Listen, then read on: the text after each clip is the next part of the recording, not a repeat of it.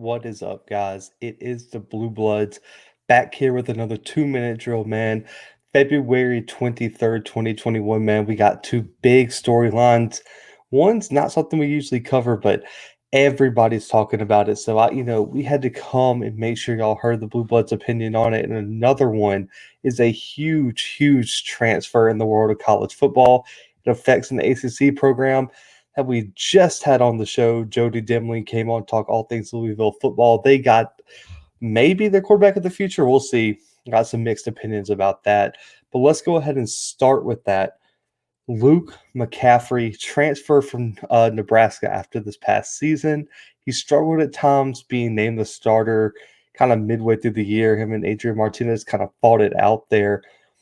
But brother of Panthers running back Christian McCaffrey, and he was a four-star athlete, coming out of the class of 2019, the number one player in the state of Colorado in his recruiting class. I mean, this kid was a top 200 player, very, very highly ranked, and Nebraska was, I would say, arguably happy to get him.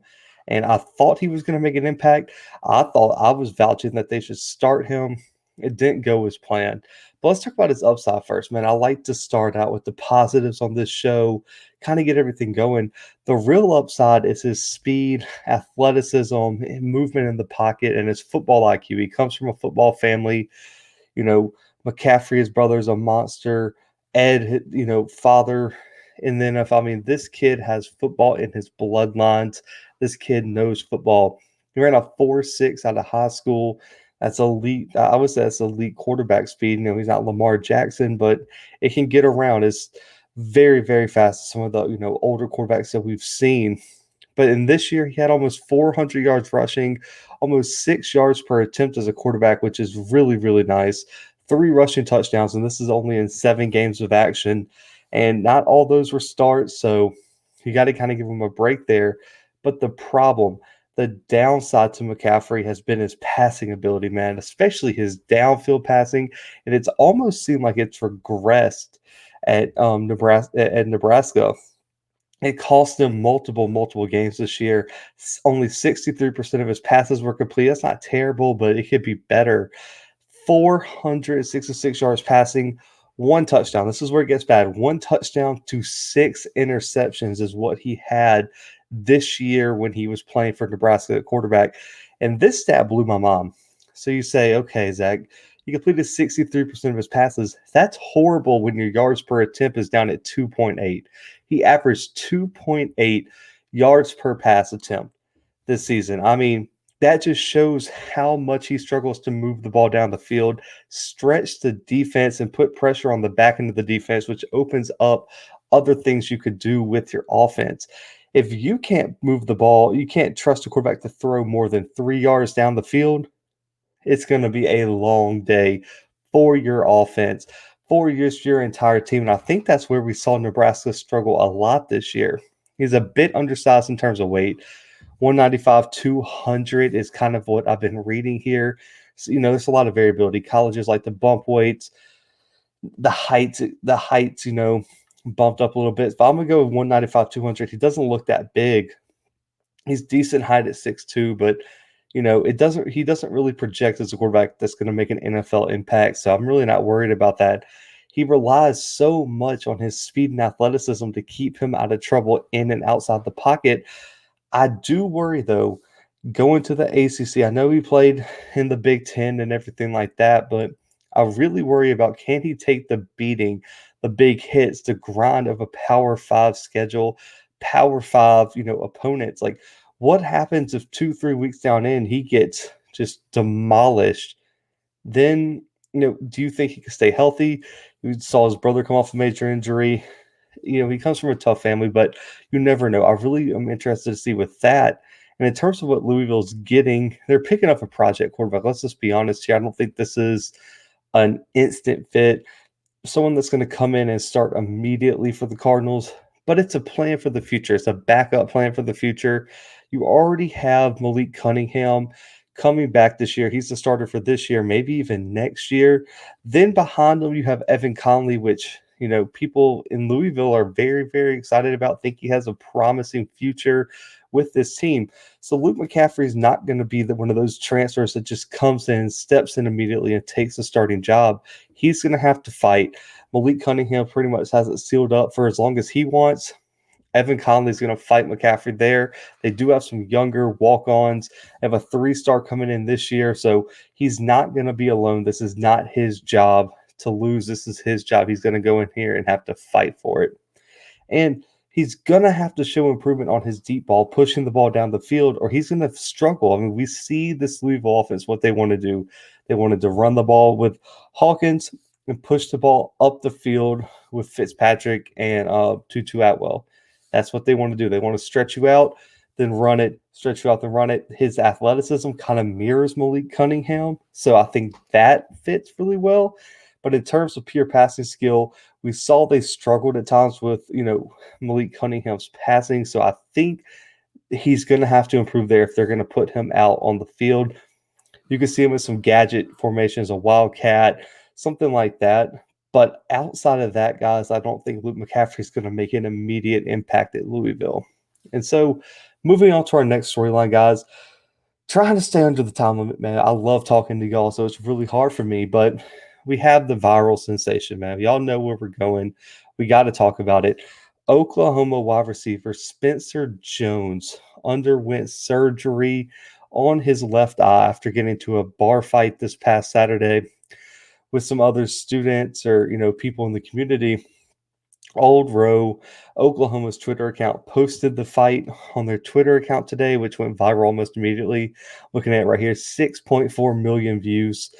That is huge, man. I mean, that's not so many people just to see this kid's one mistake. The fight occurred with two brothers, supposedly, who reached out on Twitter, said they were defending themselves. The police are filed a criminal investigation now, and the investigation is ongoing. So it's safe to say we really don't know what's going on here. I do have the video of the fight for y'all, so we're going to watch that now. But I muted it. That way we, don't get copyrighted. And also there's a lot of profanity here. We try to keep this podcast clean, guys. Y'all know how it is. But got the video here. So if y'all haven't seen it, man, it's tough to watch.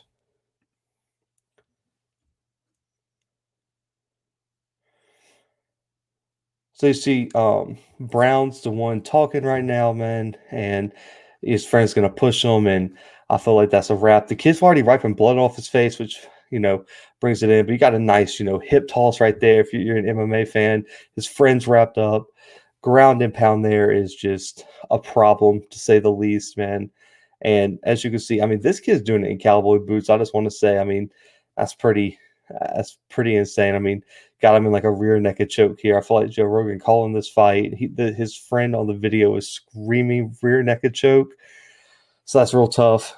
And it's about to get real bad here because the kid just grinding on his friend gets thrown like into the wall. I think he broke the sheetrock on that one. And then ground and pound is kind of where it gets ugly here. And it's just a whole issue here, man. But that is the fight if you haven't seen it, man. Shout out to Oklahoma Barstool's Twitter account, for letting me use that video. But, man, there's so much you could say about this. And Jones is going to be represented by Woodrow Glass, who has represented OU athletes before in legal issues. And he's claimed that Jones was trying to de-escalate the situation. The brothers who were involved responded to this video on Twitter, said that it was them that was fighting in self-defense, that they tried to mitigate it and tried their best not to fight. And this is kind of hard to dictate because one of the brothers, the one who threw the first punch, was seen wiping blood off his face after being pushed. Don't know what happened there. You guys know how it is. The camera, depending on when the camera comes on, that's going to alter all our perceptions in terms of what happened with the fight. And like I said, Jones's friend was already seen physically pushing the other brother, and this is going to be a messy situation. And here's the key, guys. So we're going to bring this big picture. Jones is okay after the surgery. They said that, it should be a full recovery. They had to reconstruct his orbital bone, which is just outrageous. And Both brothers, guys, have been trained in MMA fighting, wrestling since they were 12 years old, according to what their statement that they posted on their Twitter. And I feel like this goes without saying. So let's just two big pictures. One, serious, and you've heard it so much, and the other one is kind of lighthearted, and it's kind of how I feel about it. But this being a football player, man, in a bar environment with alcohol, testosterone, getting all, especially once the tension gets up there, you have to have that person in your group, that person in your life that will pull you from that situation. You hear Shannon Sharp, Michael Irvin, and all these guys talk about, man, you got to have those type of influences in your inner circle, or you're going to end up doing stuff like this where you get yourself in a situation that you weren't ready for. And I think it was pretty clear by the video. Brown was but Brown was not ready for this, to say, or Jones was not ready for this at all. And you know, you have to keep your cool, like I said, remove. And I also agree this is more of the lighthearted take, and this is, I feel like this goes without saying. And Pat McAfee said it best.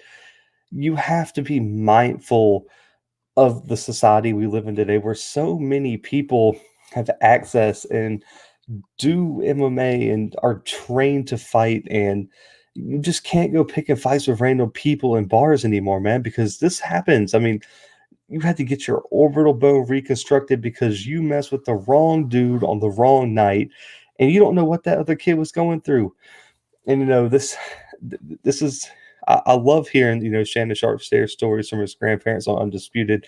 Man, my dad used to tell me, man, he was like, you don't know what that dude across the gas station has been through in his day. And he was like, it could be you, it could be one comment by you that was his last straw, and he's gonna snap.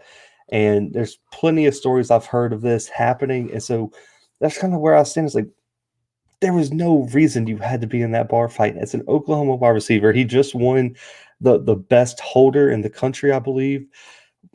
I don't know if that's an important award, but he was the best holder in the country. He won that award this year. Why are you in a bar fight, man? I just have so many questions in terms of that. I've been a college student. I still am technically a college student. I get it, but man, you got to get yourself out of that situation. You got too much to lose here. In today's society, MMA is the world's fastest growing sport. This video shows that if someone's trained, I don't care if you are the best holder in the world. I don't care if you're a Heisman Trophy winner. I don't care who you are. I don't care if you're an offensive lineman, defensive lineman weighing 300 pounds. There are people out there who are trained that will absolutely do damage to you in the wrong situation in bars, in street fights, anything you want to do. You just, in today's world, man, you cannot go picking fights with just any random person. This kid picked the wrong one. It's a tough look when you are getting suplexed on a piss-covered bathroom floor, get put in a rear naked choke, get reversed, and get ground and pounded in the bathroom on the floor covered in piss. That's not the look I think anybody wants to have, especially someone who might have NFL aspirations, has college football aspirations. I mean, this kid's whole life could be ended just because he couldn't walk away from a single bar fight. And the moral of the story, man, I love this. Stay out of bar fights and watch out for the cauliflower ear, because it will get you in trouble every time.